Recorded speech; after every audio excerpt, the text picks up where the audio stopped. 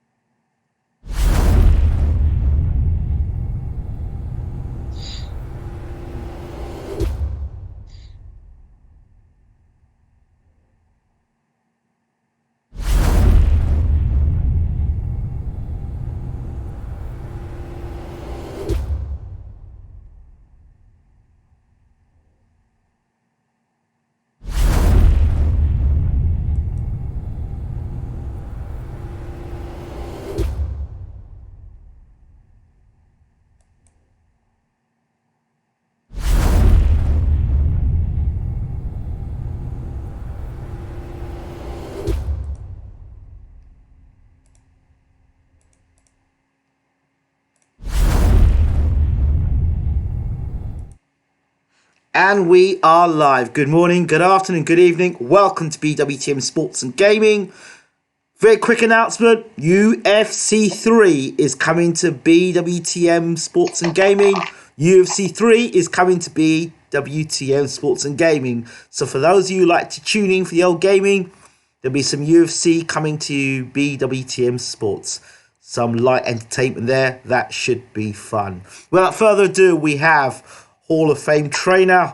We have Uncle James Ali Bashir on the line. Uncle, how are we doing?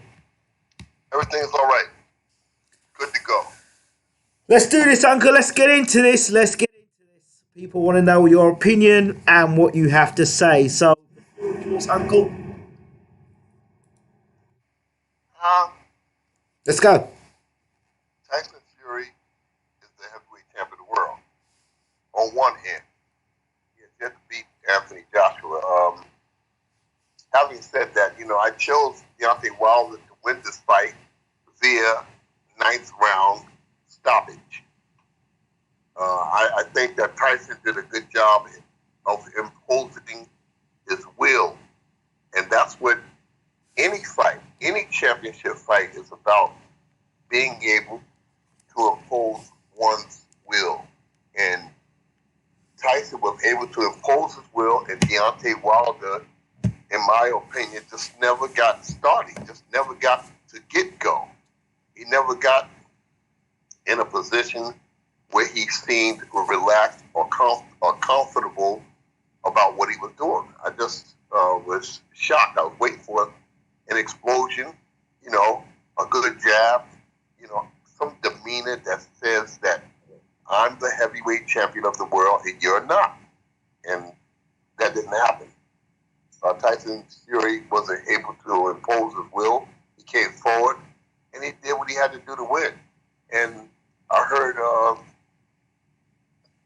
different opinions about the tactics of Tyson, holding Deontay around the neck and putting his weight on top of him. Hey, that comes with the territory. It comes with the territory. So, in my opinion, that's nothing disastrous that what he did. It's just part of boxing. It was very interesting because, first of all, full credit to Tyson Fury, the new WBC, for me, the undisputed heavyweight champion of the world. The man beat Vladimir Klitschko, who had a reign of X amount of years. I think he was making his 18th or 19th defense of the title when he was beaten by Tyson Fury. And then he's gone on and beaten Wilder, who he would have been his 11th defense of the title. So he's beaten two champions, two bona fide champions.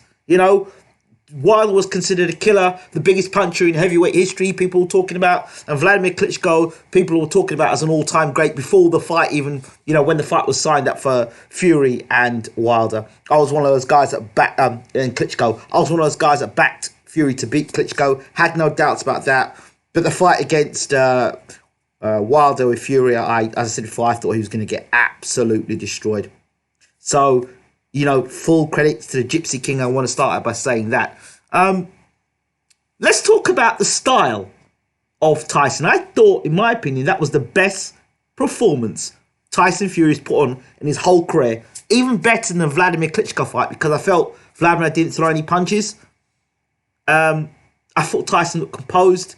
He seemed to get it together. He's working behind a double jab. He walked Wilder back. He did all the things a big man should do. He wasn't running around the ring, trying to pick punches there. He looked like a guy about business. I liked his setup. There was a strategy, a game plan, and it was well thought out, and he looked polished. The most polished I've seen of Tyson Fury. What are your thoughts about that? I agree with you. He seems settled. He seems relaxed in his attitude going forward. He did all the right things. He was doing in the right place at the right time, doing the right things. And Deontay just seemed like he couldn't get out of drive. He couldn't put this car in gear. He just couldn't get nothing started. And I think a lot of that has to be giving credit to Tyson Fury, because he never let Deontay get started. The balance. I thought Fury's balance was very good as well. Very, very good balance. He signed on. Because he settled down. He settled down on his punches. Got onto the front foot. I thought that that Deontay Wilder would use a more effective jab. But it seemed to me that he couldn't get his jab started because he was spending so much time backing up. Okay, let's look at this a bit more deeper in terms of Wilder. I felt from round one in commentary, I did say Wilder seemed disorientated, or his balance didn't seem right. His back foot, there seemed to be a problem with that back foot, his back leg. And once you have a problem with your back leg, you're basically fighting on one leg. Your back leg, as you know, Uncle, yourself, the back leg is where you're able to generate, pivot, move in and move out. I've had 50 calls a day. And people kept alluding to the fact that it was just business. And I asked, what do you mean business? Well, there's going to be a third fight, and this fight was just the business part of it. That Deontay was supposed to lose this fight and then come back and regain the title in the rematch. But I don't know about that, and I don't want to take that kind of... No. I don't see that, because, Al Heyman... Listen, I don't want to be a part of that kind of conversation. I saw two guys in the ring. One guy lost, the other guy won, and that's all I wanted to allude to. I don't want to go get involved with the conspiracy theory. I don't want to get involved with all the innuendos. Tyson Fury won the title fair and square during the fight. I thought, again, that, any efforts by Deontay's corner to stop the fight because of the injury to the ear, I thought it was a sound decision to get him out of there before anything that could happen to him.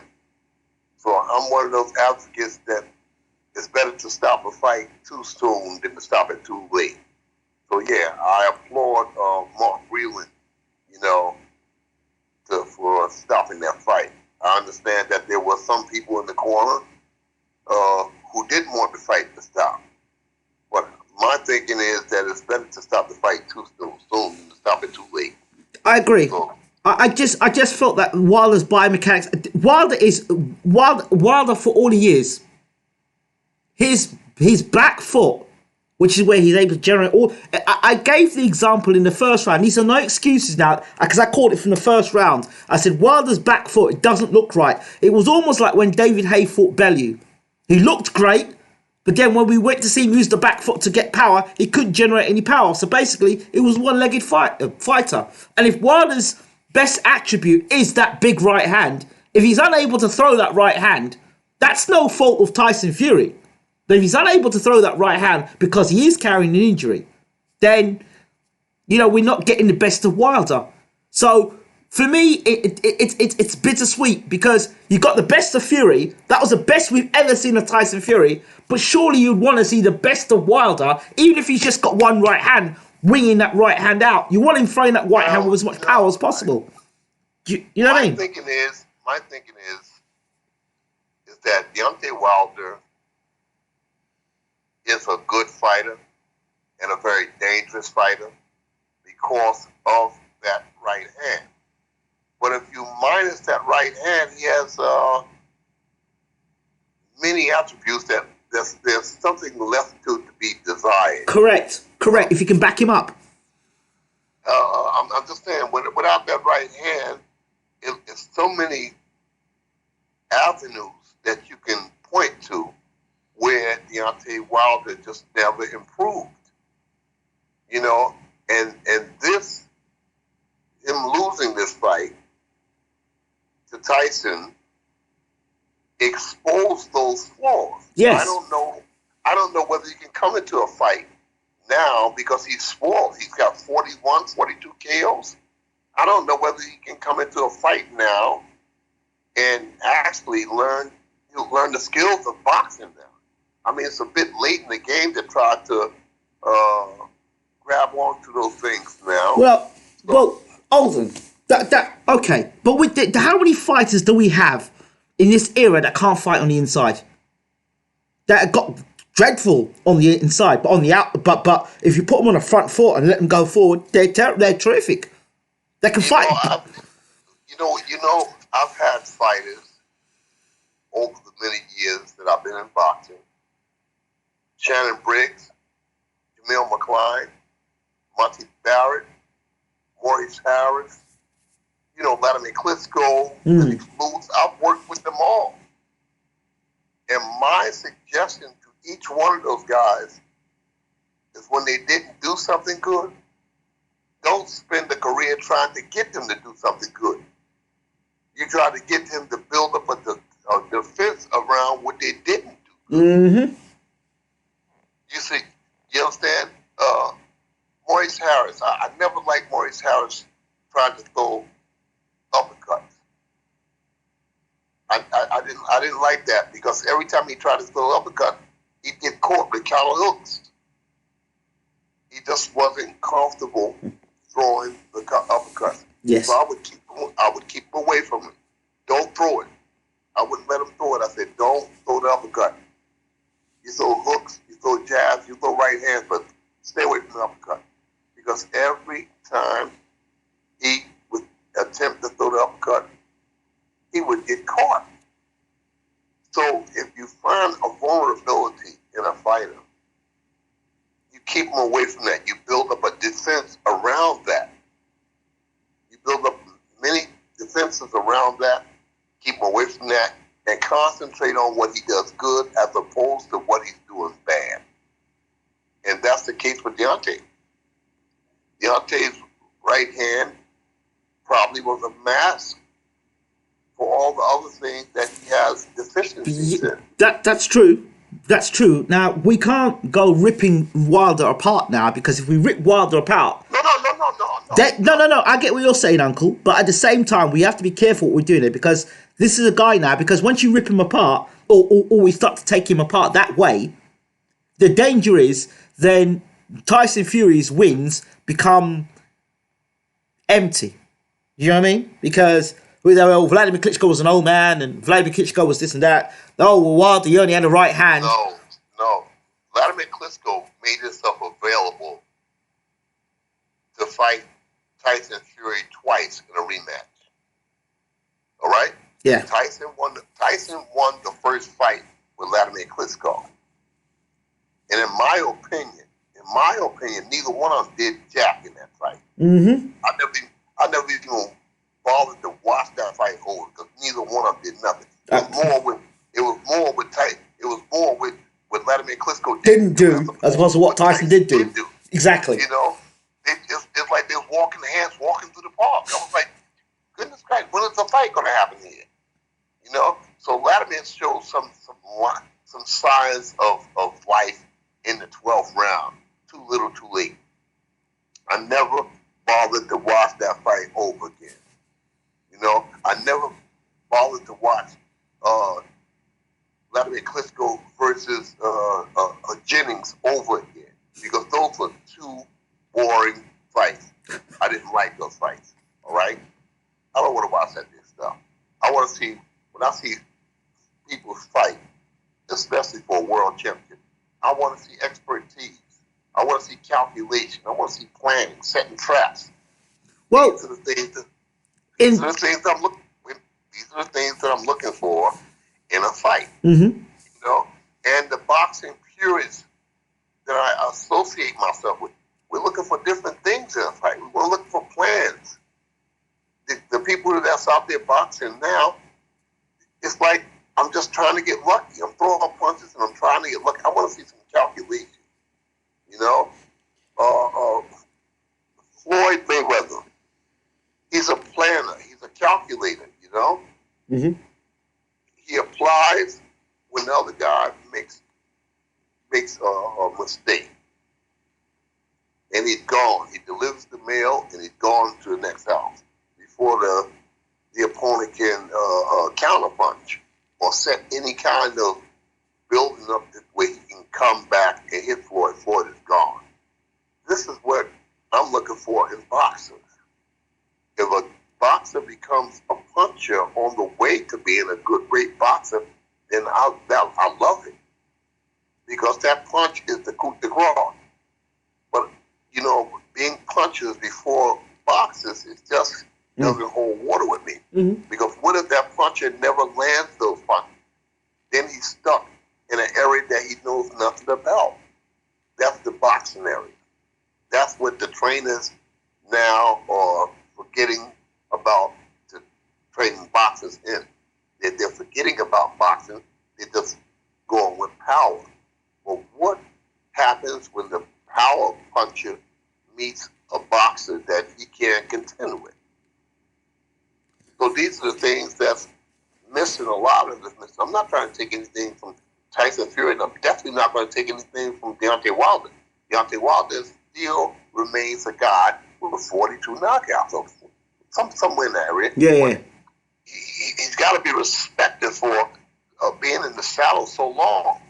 But it took a mindset more than anything else, a mindset that said, listen, I'm not going to tolerate this time. I'm going to walk you down. I'm going to do this. I'm going to do that. And Tyson Fury stuck to his gun, so he has to be giving accolades for what he did. Now, let me ask you this question. Ben Davidson, Sugar Hill. The two styles facing Wilder. Fury said he wanted to change his style up. He wanted to do something different, which he did. He boxed behind a good jab. He was more authoritative. He wasn't throwing pitter-patter punches. One of the things I criticised him for in the first fight, I said, you can't go to Vegas and try to pitter-patter around the ring. You've got to go out there and be authoritative and rip the title from the champion. He did just that.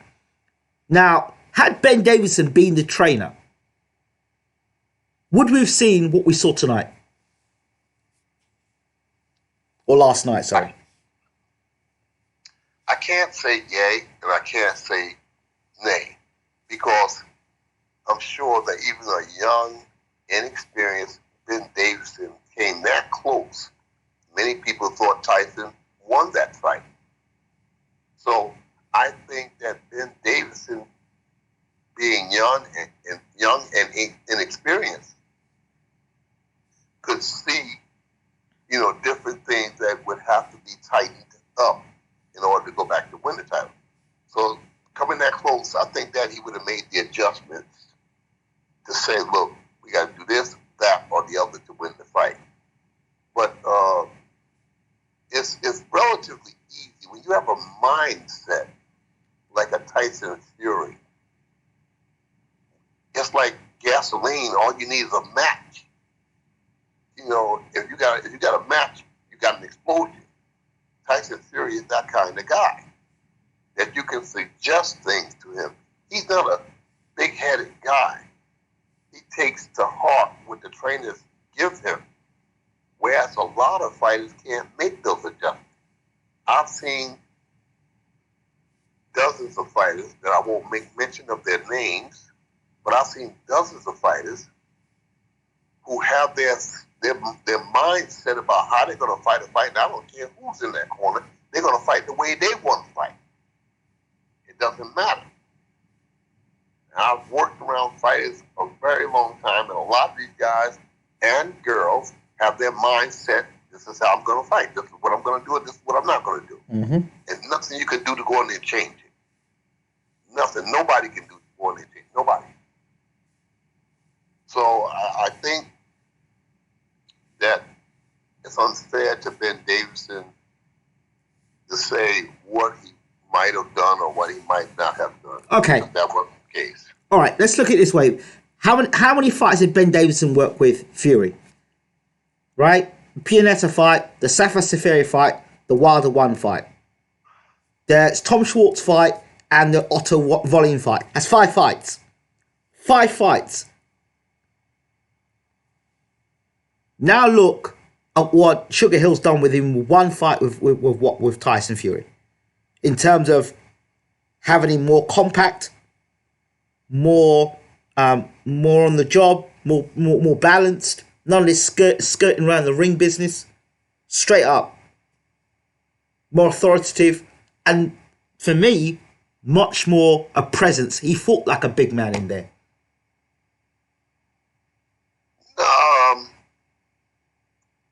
That's true. But like I said before, I said a few minutes ago, when you have an explosive guy, all you need is a match. Javen Hill fights in the mode of his uncle Emmanuel. And Javen Hill is doing what Javen Hill's accustomed to. Emmanuel was one of those explosive trainers that's going to say, look, you got to go in here and take this fight over, and you do it by going forward, and you do it with a jab, and you do it by looking for the KO. So Javen Hill did what was expected of him to do, coming out of the Kronk mode, the Kronk mentality mode. Kronk mentality is, Emmanuel Stewart's mentality was, Javen Hill's mentality was, take no prisoners.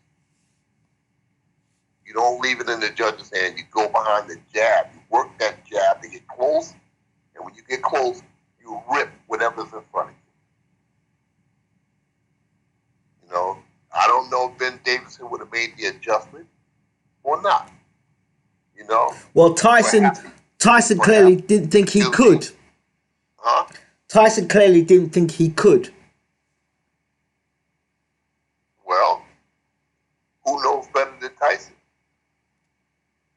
That's why Javen Hill got the job, And that's a lesson that Ben Davison will remember. He's, like I said, Ben Davison's how old? How old is Ben Davison? Don't know. Somebody want to give us the age of how Ben Davison is? I think he's 28 or 30, maybe. Yeah, well, he's a young guy. Presumably, he's got a lifetime to prosperity. He's got a lifetime to recall what he didn't do with Tyson Fury. This is his first step towards education in the boxing world. So, Javen Hill's been around Emmanuel for a long, long time.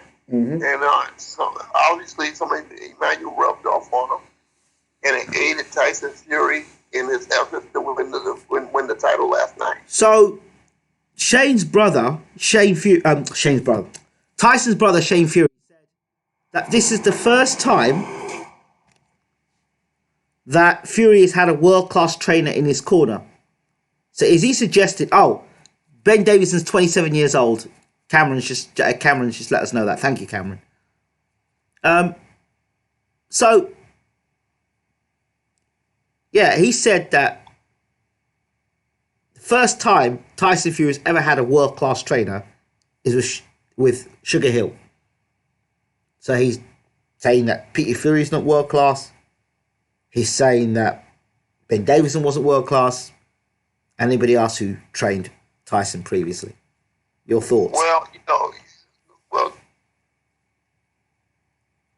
the uncle that trained him originally, he didn't have a track record for training boxers. He did not have a track record for training boxers. So I don't know whether he's alluding to him that the fact he wasn't world class because he had trained a lot of world class fighters.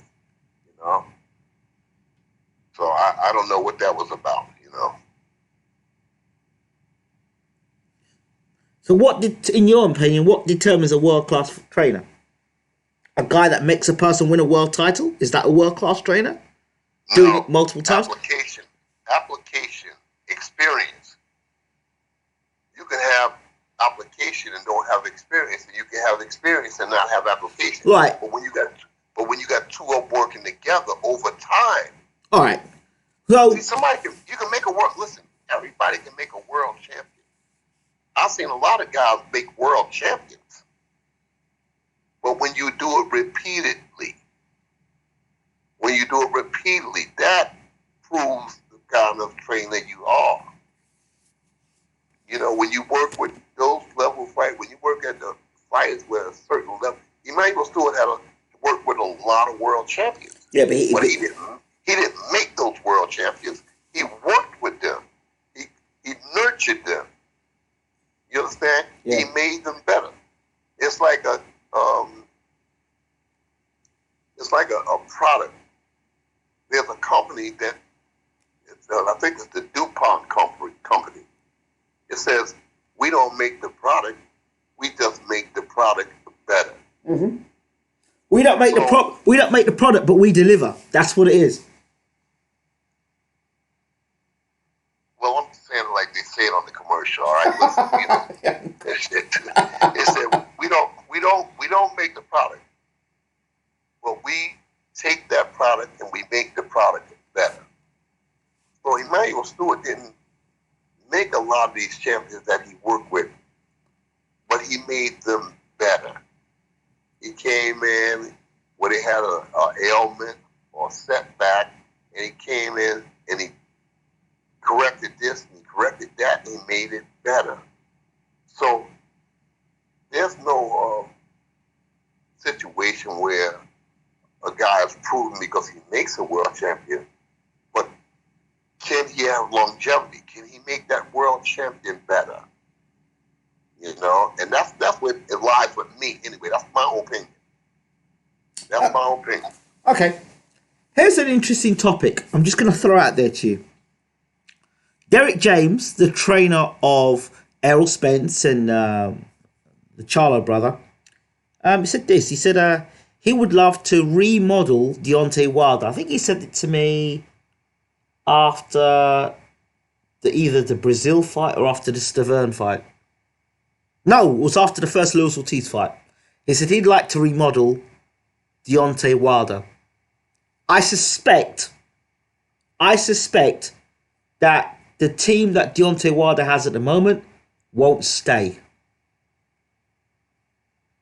Now, where Joshua, when he got beat, he added a few things to his team and he came back and became champion, albeit with a guy that was out of shape in Andy Ruiz. Do you think that Wilder will change trainers? And if so, apart from yourself, of course, who do you think would be the sort of guy you think Deontay Wilder would go to?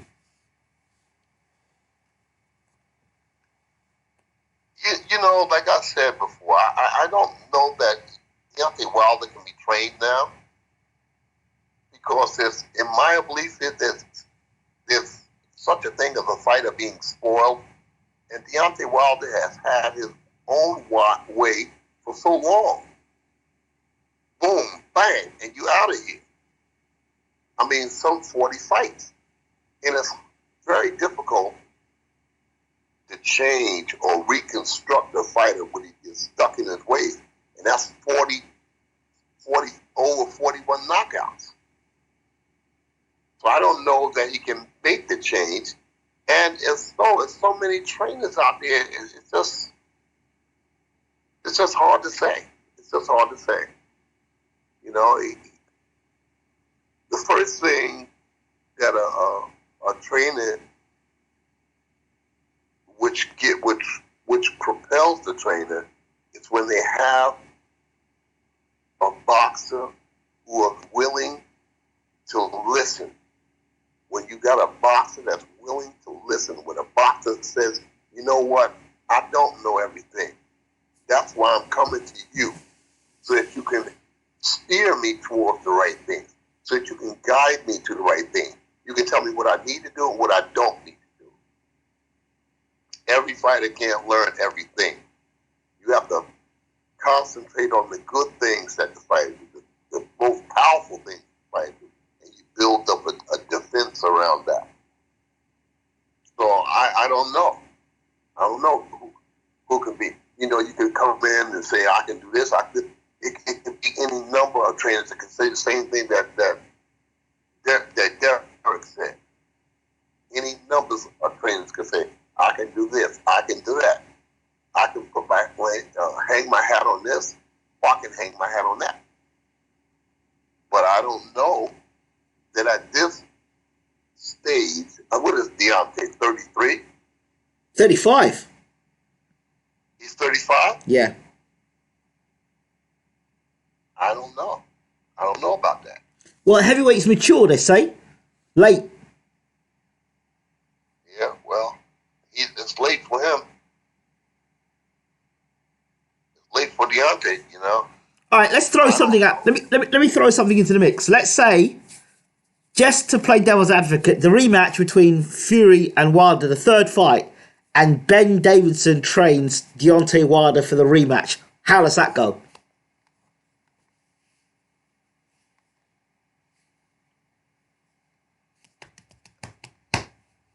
I think that would be over Ben's head, because now Ben's got to come in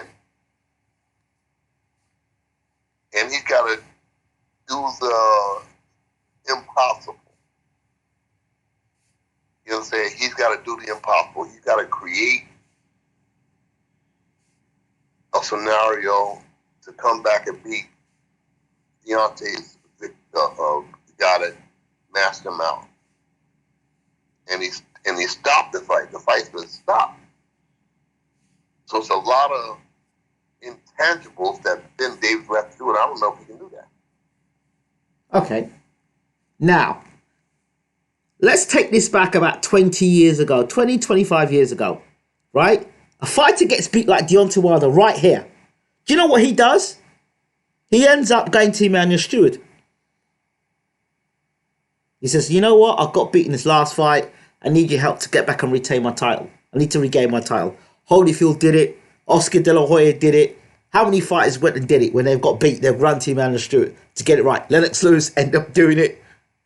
What would Emmanuel Stewart say to Wilder if he turned up to camp and say, look, Emmanuel, I got to fight Tyson again and I need to beat him? What would Emmanuel Stewart be saying to Wilder? What do you think Emmanuel would do? Would Emmanuel even take him on? So goddamn it, you got to use the goddamn jab. You got to use the goddamn jab with the jab in his face all of the time. He said, set the right hand up. He said, don't go the goddamn right hand. He said, no, you got to use the jab. You got to use the up. You got to use down. And then you got to clean him up with the right hand. He said, you put the right hand, you put the left foot behind it. Got to go out there and do it. He said, I don't want you backing up in the fight. I don't want you backing up. Build your strength up and go forward. God damn it, I told you, don't back up. Don't back up. You got to go forward, man. You got to go forward and stick the jab in his chest. Stick the jab in his chest, then drop the right hand top. That's what Emmanuel Stewart would say. He would as well. Goddamn, get it out of there. Goddamn, get it out of there.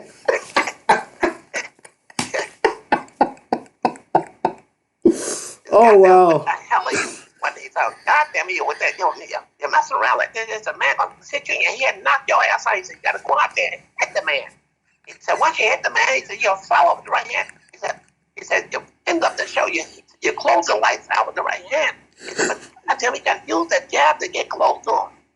and don't back away from the man. Hey, What Emmanuel, go ahead, that's Uncle. what Emmanuel Stewart was saying. That's what he was He saying. would say that. He would say that. Emmanuel was a better strategist than he was A trainer. He knew how to break a person down. And Emmanuel would only use the tools that he needed. He could have a full tool chest, but Emmanuel would only use the tools that was necessary to win the fight. And that's not like the average carpenter. The average carpenter finds a way to use all of his tools. Remember? But Emmanuel would use the tools that were most essential to win the fight. You remember when Emmanuel spoke to Vladimir for the Eddie Chambers fight for the 12th round? Yeah. And Vladimir got upset with Emmanuel in that fight. But he went up. But he got results. He got results. Emmanuel got results from him. No more goddamn decisions. Get in there and knock him out. Yeah. Yeah, because he was a demanding kind of a guy. You know? He was a demanding kind of a guy, you know? Yeah. Emmanuel always. I remember working with. I remember I took a contract to do a couple of fights down in Florida. Mm-hmm. And Emmanuel Stewart called me up on the phone and said, "God damn it, you down there in Florida fucking around with Jim and Joe and Jack." He said, "I got you. I need you here in the corner, Jim. I don't need you down there in Florida. I need you here." He said, "That's why I have you in the first place. Because I don't want you flying all around the world. Every time somebody gives you some money, you on a plane flying around." He said, "I need you here." He said, "So get on the goddamn plane and get back over here because I need you here because I got a bunch of idiots around me that don't know how to." He said, "I need you here now." You know. He said, "So whatever she was paying you, I'm gonna pay you more. Get on the plane and get back here." You know, I said, "Well, what about this?" He said, "God damn it, I'll fuck her." the lady that paid me to train her fighters. Emmanuel said, "I don't care what she's paying you. I'm going to pay you twice as much. Get on the plane and leave." I said, "Well, what about?" He said, "I don't care about her. Get on the plane and come back." So he was a demanding kind of guy. And for the most part, Emmanuel Stewart got results. He got results. I was close to him. He was close to me. And we argued like cats and dogs. Not one time, not two times, but many times. But when we came out to the world, we were united. We were respectful of each other. And we got the job done. I don't care. Could Emmanuel Stewart train Wilder to beat Fury in this rematch? I would think so. There's nothing in Emmanuel's past that I didn't think that he could do. You know? Emmanuel would come to me and we would talk. He would say, "Well, I got to get him to do this here. I got to get him to do this. I got to get him to do this. I got to get him to do that." And a lot of times, Emmanuel would tell me to go in and talk to them. You know, sort of like paving the road for him to come in. You know? Yeah. I would go in and say different things. "Well, you need to do this, you need to do that. Emmanuel wants you to do this, he wants you to do that." I would plant the seed, and Emmanuel will come in and water the seed. Good cop, bad cop. No. I would just say, not good cop, bad cop, but I would come in and say, "Emmanuel wants this, Emmanuel wants that." It was easier for me to go in and set the road, and then Emmanuel come in and say, "Okay, this is what we have to do." But I would prepare their minds for what Emmanuel would come to. It was a tag team. It was a tag team match. We both work for the benefit and the good of the boxer.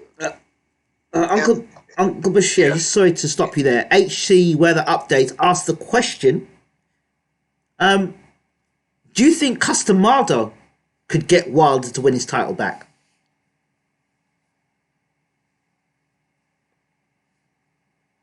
Customado was a good trainer.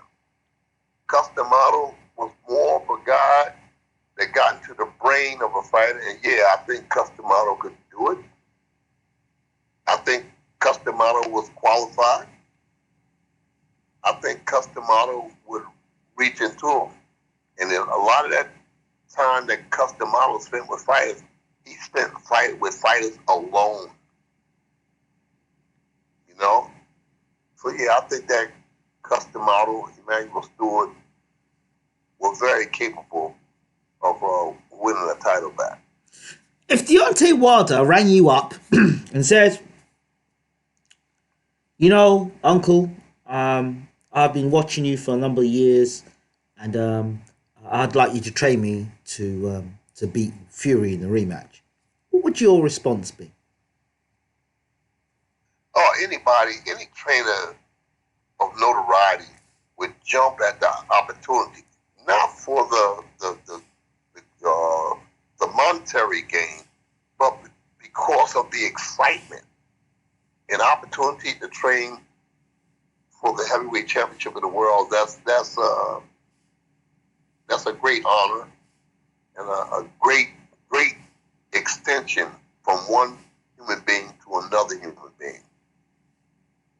You know, and I would have a plan for him, but my plan would be based much on what I learned from the years that I spent with Emmanuel Stewart, and that was some 18 years. You know, many of the tactics that I use today when I'm training a fighter goes back to what I learned from those years that I spent with Emmanuel Stewart. And mind you, there were other trainers that I worked with prior to with Emmanuel Stewart. But Emmanuel Stewart was like the icing on the cake. You know, I spent more time with him than I spent with any other trainer. Mm-hmm. So you know him. You know him. Yeah, I know him through and through. I listen. I know Emmanuel Stewart through and through. I know him up close and personal. Mm-hmm. I could be a doctor or a dentist. You know, I know him. You know, I know him. When I say I know Emmanuel Stewart, I know Emmanuel Stewart. And Emmanuel Stewart knew me too. Uncle, I've got to ask these questions. They're members of BWTM. I've got to ask them questions.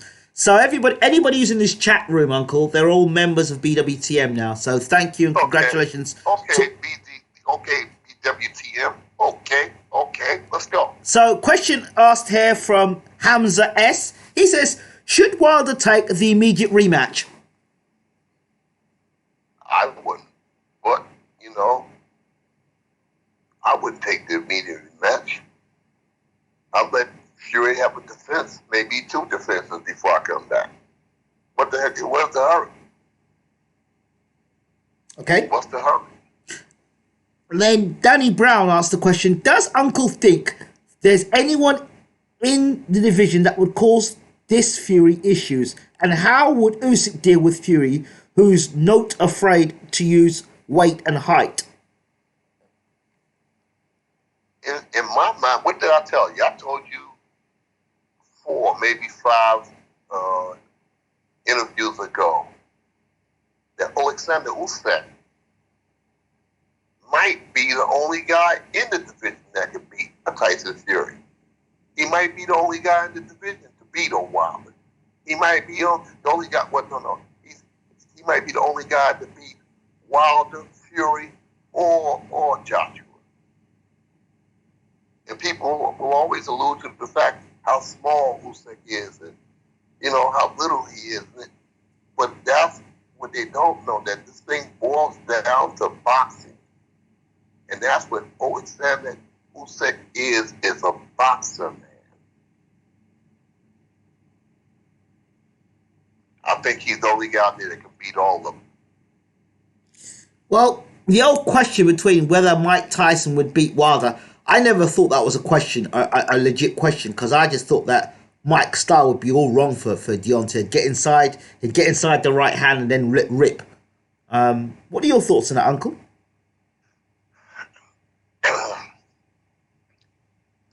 I think the best Mike Tyson was between the ages of Like the Burbick, 20. when he fought Burbick.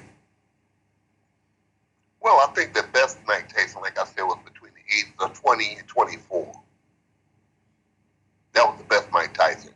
That Mike Tyson would have beaten any heavyweight today or yesterday, even Holyfield. Really? Yeah, I think he would have beat him. Nah. No, he wouldn't have beat Holyfield because Holyfield did so, Holyfield did that. If Holyfield fought Mike Tyson between the ages of 19 and 24, Mike Tyson would have won the fight. Nah. In my opinion. Nah. Okay. All right. How many men stood up to Mike? Them kind of men that stood up to Mike. Holyfield had no fear of Mike. Uncle, your voice. Uncle, hold on a second. Go on, Uncle. You there? Hold on. Try again, Uncle. Can you hear me? Yeah, I can hear you. Go ahead, Uncle. Holyfield and Mike Tyson fought hard that first fight. Hard fight, But people don't know, I was in and out of Mike Tyson's camp at that time with Maurice Harris. Maurice Harris was acting as sparring partner for him, one of the sparring partners. Yeah. And people outside of boxing don't understand what goes on when a fighter is preparing for a fight. There was a lot of nonsense going on in Mike Tyson's camp, in my opinion. And Stacey McKinley can bear witness to what I'm talking about. There was a lot of nonsense. People pulling on Mike to go here, pulling on Mike to go there, Mike to do this, Mike. People got no idea when you're dealing with 90,000 opinions and people saying you need to do this, you don't need to do that. So part of that unraveling in that fight came from that kind of nonsense going on before the fight. My preference, when you train the fighter, you only need to have the sparring partners there. Everybody else needs to stay away. But everybody had access to Mike Tyson. Everybody knew that he was training at the Golden Gloves gym, or he was training at this gym. Or we was in Texas, we was in Arizona, we was in Las Vegas. Everybody knew where to find him. And that plays on a fighter's mind. A fighter's got to be dedicated to the job, to the task at hand, because boxing is not an easy job. Can't play around with that, So I never liked my fighters being associated, hanging out, going to dinner with people and all that stuff. Get out of here. Get out of here with that stuff. You go to dinner when this fight's over. But doing fight camp, doing the fight camp, I only want the fighter eating dinner with the fighters. I went to Marvin Hagler's camp one time. I think we was in somewhere in Massachusetts, or we was in Cape Cod somewhere. And I went to that camp and I thought how desolate the camp was. And Marvin Hagler barely ate dinner with us. Marvin Hagler had his game face on in that camp from day one to the end of that camp. And he barely spoke. He didn't have no really intermingling with people. Mm-hmm. He'd say hi and bye. He might mention a little something about a fight, and then he would go. He was one of the most dedicated fighters I've ever seen. And he fought like that. And I took a page from his book. I said, this is the kind of mindset that a fighter has to have. Not when he's trying to be everybody's friend, everybody's associate. You understand? And that's what I felt that was hurting Mike Tyson going into the first fight versus Evander Holyfield. that he wasn't, not to take nothing away from Evander, because Evander came to fight. And I remember Evander saying in the beginning of the camp, when he was boxing, one of the guys, Tua? Gary Bell. His name is Gary Bell. I heard of Gary Bell. And I'll give you the number to Gary Bell. You can contact Gary Bell. Gary Bell was one of the small partners. Gary Bell was kicking on Evander. Yeah, I remember Evander saying, because I bet on Evander to beat Mike that night, and I got a gold gum shield for it afterwards when I was an amateur. Now, I remember Holyfield saying he was getting his ass kicked in sparring, but I remember the final press conference. They said to him, "Are you ready?" He says, "We're ready." He looked at Tyson, "We're ready." He said, "Don't ask me, I'm telling you, I'm ready for Mike." And I said, "You know what, it's on." And we all saw what happened afterwards. Well, Gary Bell, Evander said Gary Bell and the other guys was beating on him so bad that he was going back to his room at night. He was thinking, damn, I can't handle my own sparring partner, so how can I beat Mike Tyson? He said he started getting negative vibes in his brain, saying, I can't handle my own sparring partner, so how can I handle a guy like Mike Tyson? Yeah. Gary Bell was a heck of that. He was a hell of a fighter. He was a hell of a fighter going back, He was one of the most sought after amateur boxers in the United States. What happened to him? Well, a little bit of this, a little bit of that, distractions. Yeah. Distractions. That's what took out a lot of good fighters. Distractions. Yeah. And I believe, and Gary Bell was a friend of mine. I trained Jamil McCline, and Jamil McCline wanted to fight Gary Bell. I think he fought Gary Bell in his second professional fight. And I went to Jamil and I said, Jamil, what are you talking about? He said, I'm gonna fight Gary Bell. I said, no. I said, Jamil, Gary Bell is one of the most sought after amateur boxers in this country, coming out of the amateurs. I said, you're out of your mind.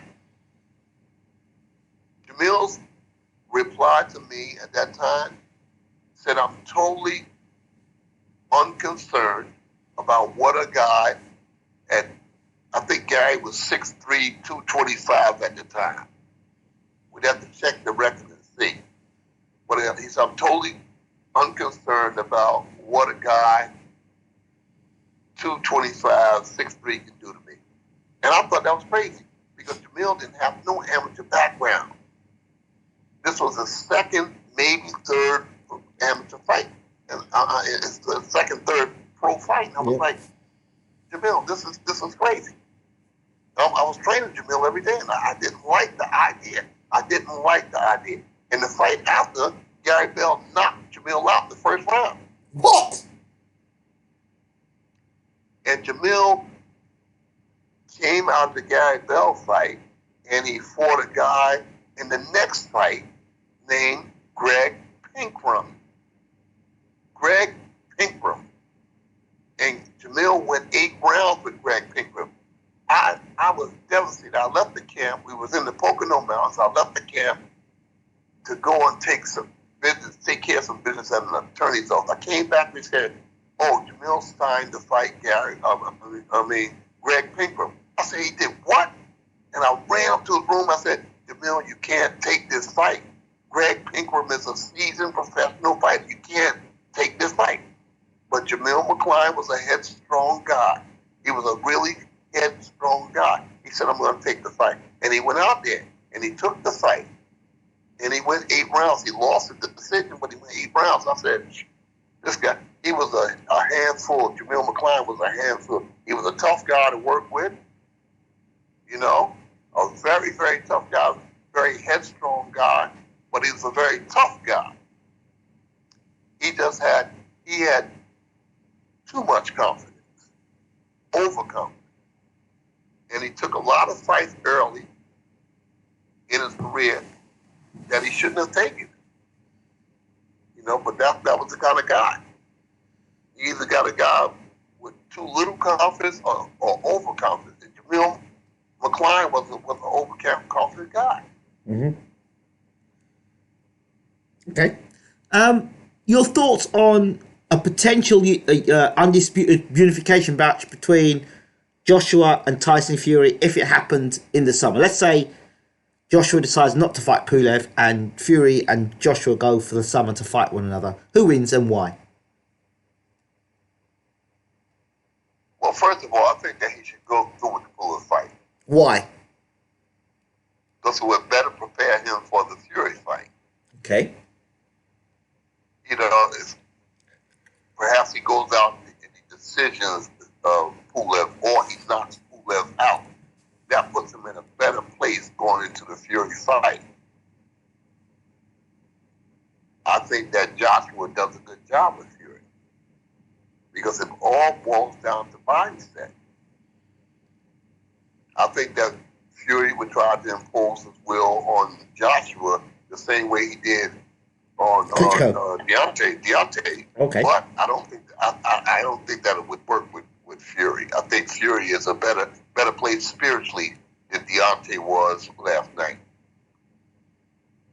And mind you, I don't know what's leading up to Deontay's demise. I don't know what went on in the camp. I don't know what was he thinking out there. He was talking about, he muttered something about some problems within his camp. He mentioned all sorts of problems he had within his camp, and he mentioned his leg. He said he had some problems in his camp. Yeah, he did mention he had problems in his camp. Yeah, well, he said that in the post fight. Yeah. No, he can't. That's what you don't want. That's what you don't want. I just made mention of that. In a boxing training camp, you only need to cook. And that cook is very, very, very valuable. And that cook has got to be dedicated. Got to be dedicated to the fighter. So nobody can't come in and slip a drug. Mm-hmm. Or influence to cook the wrong food. Mm-hmm. That cook has got to be dedicated. That cook has got to love the fighter. Muhammad Ali, in the Ali camp going back many, many years ago, there was a woman called Lana Shabazz. And Lana was the cook. Mm-hmm. And Lana was the cook. And Lana was the cook for Matthew Saad Muhammad too. Lana Shabazz was the cook. And nobody touched those pots. And nobody came in that kitchen. Nobody came nowhere near that food. Because Lana Shabazz loved Matthew Saad Muhammad. Lana Shabazz loved Muhammad Ali. Nobody wasn't coming near that kitchen. Interesting you say that, because a bottle of water, Andy Lee was handed a bottle of water to Tyson Fury, and Tyson Fury asked the question, where'd that bottle come from? And Andy Lee pointed, and then Tyson Fury handed a bottle of water back. What did he say? Andy Lee was given a bottle of water to give to Tyson Fury at the post-fight press conference. No, at the post-fight press conference. And then Andy Lee gave it to Tyson, and Tyson asked, where'd that bottle of water come from? And then Andy Lee pointed to who it was, and Tyson gave the bottle of water back to the person. Right. Smart move. That's the sign of an experienced fighter. Mm-hmm. That's the sign of an experienced fighter. That's right. In that camp, in Muhammad Ali training camp, I was a young guy, and I'm giving my first opportunity as an undercard trainer, training undercard fighters. And I was just taken aback, here with Muhammad Ali. Life don't get better than this, And I remember Lana Shabazz not allowing nobody to come near that kitchen. You can't come near it. You can't come in it. There was no chance anybody plant anything in that kitchen because she guarded that kitchen with her life. You're not coming in there. Sorry, Uncle. Something that just came to my spirit that was pretty disturbing. Fury now has won the WBC belt, okay? Deontay's had control of that belt, and Mauricio Silva have control of that belt for a long time. I hope Tyson Fury now can actually celebrate being champion and he doesn't get caught with some PED drug scandal now for all the politics. I hope that doesn't happen. Because this boxing is a dirty business. And we know already in the past Tyson had issues.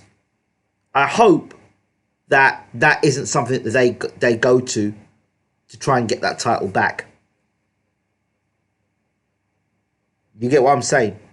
I hope not. Because if Tyson won the title, they should respect him and let him have his run. The man won the title. The man did the right thing. The man came out and fought and won the title. And it shouldn't be no nonsense with the belt or drugs or anything like this here. Because you could tell Tyson that used up because he asked Andy Lee, where'd that bottle come from? So I am concerned because 48 hours from now, a week from now, a drug test comes out to find that Tyson's been popped for this or that. We've seen it happen before, and I just hope that this allows him to have a clear run to do what he wants to do. Well, I would think that Jason Hill is experienced enough to know better than to allow something like that to happen. I mean, he's been around Emmanuel many, many years, and he knows how this game goes. And I think that he was safeguard against that. In fact, I would think that Tyson's water would already be... Yeah, but the drug testing, how drug samples and blood samples and urine samples can be manipulated. We know it's possible. We know it's been done. It can be done. These are the things I'm concerned with. One thing is certain, that if you got a person guarding that water from the camp get-go to the end of the fight, press conference, all the way back to his house, you can't get no drugs in your system. Yeah, but now if there's a leak, if there's a leak between there, anything can happen. But I'm not even saying the water, Uncle. I'm saying a manipulated sample. I have to talk this way because this is how dirty the boxing business can be. Well, listen here. The only way that a manipulated sample can happen to wind up on Tyson Fury test is there has to be some injection or there has to be some transfer of fluids. And I'm saying that if you got a guy whose job, when you're dealing with the heavyweight championship of the world or any championship, it could be the junior middleweight, lightweight, bantamweight, any championship fight, you put somebody on top of what the champion or the contender is drinking from start to finish. That's your job. Guard that water. And nobody touches that water. Not even me. Nobody touches that water. And you watch that water from start to finish. And that way, you don't have to worry about drug testing because you know what the guy did and what the guy didn't.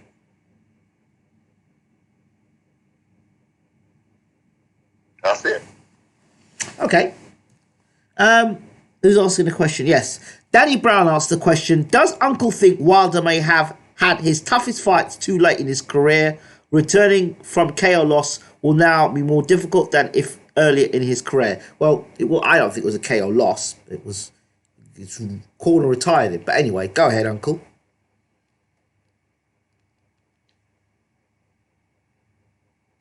That's a good question. It's a viable question, but it all boils down to mentality. what's in Deontay's mind, and that will allow him to come back or not be able to come back. How is he going to react? He's lost. This is the first loss that he's had. Can he come back? Can he bounce back? That's the question. That's the question. And then he alluded to at the post fight that he said that he had. Did he say that he had some problems in the camp? He said he had problems. As soon as they put the microphone, he had problems in his camp. He said, but that wasn't the problem. He was going to come to fight regardless. That's what I said. Marvin Hagler. Again, I allude to Marvin Hagler. Marvin Hagler. I'm thinking that it was Cape Cod we was at. We was at some training camp. Mm-hmm. And I had two fighters there at that time. And those two guys that I had there, in that training camp, Marvin Hagler wouldn't allow newspapers. Of course, there was no internet. There was no newspapers. The news, he didn't watch the news at night. No newspapers, no outside, no calls from his wife. Wow. No calls from his wife. His mother and his wife collaborated to get this stuff done for his children. There was no communication with the wife. No communication by phone, nothing. Amazing. He stayed focused. Wow. That's where it was. That's no Instagram, no Facebook, no Twitter. No. That didn't go on the Marvin Hagler training camp. As I remember. Wow. There was no outside connection. There only was training camp. There was a training camp, and there was the Petronelli brothers. That was the one that was training them. That's right. And those guys were firm in that camp. Marvin Hagler did not play no games. There was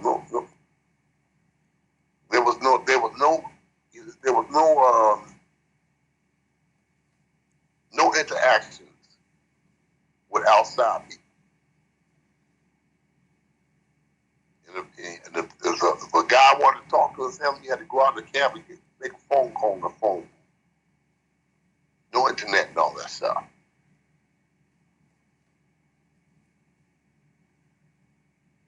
Okay. What would be your message to Deontay Wilder fans?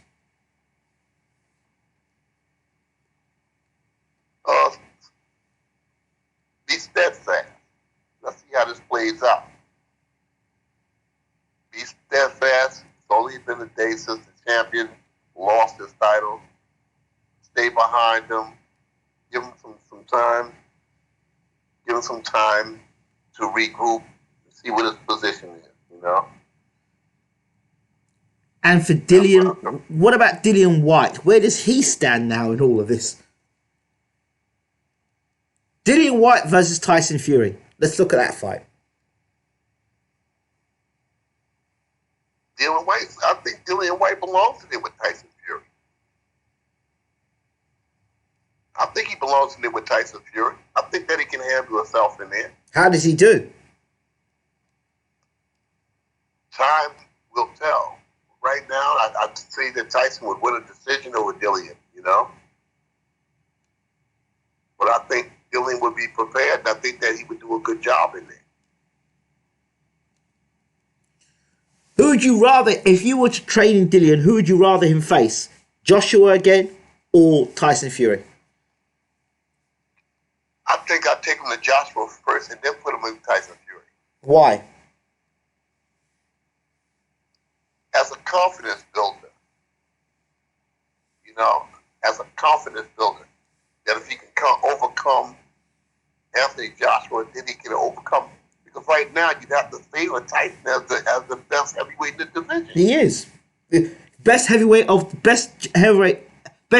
of his era. Right now. Well, he's the best of his era, the last 10 years. Who else is better then? Well, you'd have to say he's the best of this time right now. Yeah, he is. You know? There's nobody else. Who else are we going to say? He is the best. Head and shoulders. Well, I'd put him with Joshua first, and then. No, he beats Joshua. I think he beats Joshua. I think I'd put Dillian with Joshua first, and then I'd put him with Tyson. I wouldn't put him with Tyson first. Knowing Tyson Fury, I wouldn't be surprised if Tyson Fury offered Derek Chisora a world title fight. Why? Why? Because he said he would give Chisora a third fight. He's already said it on record. And I think he'd honour that. He'd fight Derek. He said he'd fight Derek for a third time. Well, I guess so. You know, I guess I'm hashing through my mind right now. I'm just trying to find the significance right now. I think that Derek needs a good win. You know, let's see how him and Usyk thing plays out, and then we can go from there. And Vladimir Klitschko, is the time right for him now to make his comeback? I thought that Vladimir Klitschko's comeback would come a month ago, a year ago, a day ago. So yeah, anytime right now is a good time for Vladimir Klitschko to come back. And do what? And start training and get ready for fight. To do what? I think Vladimir Klitschko fits in the equation of the heavyweight picture right now. To do what? To do what? Yeah, to do what? What, to hold and grab? To grab and hold? Listen. Listen. No, we're going to disagree on this one, Uncle. Definitely going to disagree on this one. Go ahead. Vladimir Klitschko can only grab and hold with fighters going to let him grab and hold. It ain't his fight. It's part of defense. If a fighter allows another fighter to grab and hold. Hey, listen. I don't want to see. I don't want to see another Klitschko versus Povetkin fight. Look, I want to end this conversation on a good note. You talk about my man now. That's my main man. All right. Hey, what about Vlad Tsarenko? Vlad Tsarenko's not your main man. Huh? Come on, what about Vlad Tsarenko? Vlad Tsarenko is like my son. Well, there you go. So that's your main man there. No, he's my son. I know you get emotional with Vladimir Klitschko. Vladimir Klitschko is my main man, but Vlad Tsarenko is a son. Well, listen. I thought Vladimir's approach towards the Joshua fight, had he taken that same approach with the Fury fight, it would have been interesting. Listen, man. I think it's time for us to get off the phone because we don't ran out of stuff to talk about. Hey, listen, brother. I'll talk to you. Uncle, it's a pleasure always having you on the show. Thank you so much as always. Yes. And we'll talk soon. Yes, we'll talk soon. Talk sense, man. Talk sense. Good night. Good night. Good night, Uncle. All the best. Take care. There we go. Always fun, very exciting, very educational. We have Uncle James Ali Bashir. I hope you've enjoyed the show. As always, this is BWTM Sports. Once again, thank you to our members. All our members have made it a great show again. Thank you so much. If you want to become a member of BWTM Sports and Gaming, click the link in the description box and you will be able to get on the show and be able to ask your questions in the chat section. Thank you very much. As always, much love to you all, members or non-members. This is BWTM Sports and Gaming. We're out. Just a reminder, UFC 3 is coming to BWTM Sports and Gaming. We'll see you soon.